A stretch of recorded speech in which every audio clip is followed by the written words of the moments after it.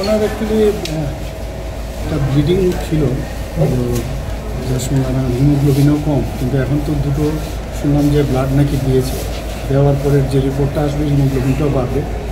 তো এমনিতে ওদের থেকে যা শুনলাম, যারা ডাক্তারবাবুরা ডিউটি ডক্টরসরা বলছে যে মেলেনা হয়েছে ওনার, তো সেই কারণেই ওনার ব্লিডিং মানে হিমোগ্লোবিন পার্সেন্টেজটা কম আছে। তো কালকে উদয় কোলোনোস্কোপি সিগমাস্কোপি করবে, তারপরে বোঝা যাবে আসল ডায়াগনোসিসটা কী হবে, তারপরে বুঝতে হবে। আদারওয়াইজ তো ওনার ভাইটাল সাইন সব ঠিক আছে, ওনার যে বিপিও ঠিক আছে, তাছাড়া